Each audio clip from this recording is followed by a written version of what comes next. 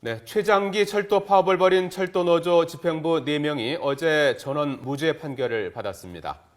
하지만 검찰은 철도 파업 참여자를 업무방해로 본 대법원 판결과 배치된다며 반발해서 논란이 일고 있는데요. 기준을 분명히 하기 위해 대법원이 전원합의체를 열어 판단해야 한다는 의견도 있습니다. 조임정 기자입니다.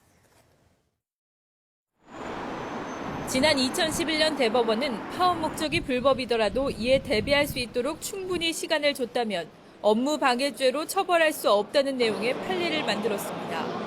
이후 노조가 파업 시점만 미리 예고했다면 이른바 전격적인 파업이 아니라는 이유로 대부분 무죄 판결을 받았습니다.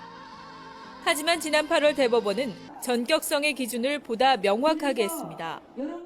지난 2009년 철도 파업에 참가한 노조원들의 업무방해 혐의에 대해 불법을 감수하면서 전격적으로 파업할 것이라 예측하기 어려웠고 파업으로 인한 손해가 컸다며 유죄로 판단한 겁니다.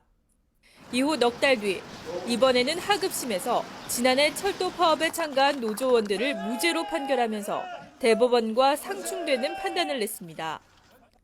파업 전에 필수유지 업무 인력 명단을 사측에 통보했고 이에 따라 사전에 대책을 마련할 수 있었다는 이유에서입니다. 이에 대해 검찰은 유죄가 확정된 2009년 파업과 비교해 파업 기간이 길고 손해도 훨씬 컸을 뿐 아니라 사측이 불법 파업에 돌입하리라는 예측도 어려웠다며 강하게 반발했습니다. 이처럼 법원의 판단이 엇갈리면서 파업의 유무죄를 판단하는 명확한 기준이 없다는 지적이 제기되고 있습니다. 대법원 관계자는 사안별로 사실관계가 다르기 때문에 평가하는 시각도 달라질 수 있다며 판례가 한 번 바뀌면 틀이 잡히기까지 시간이 걸릴 수밖에 없다고 설명했습니다.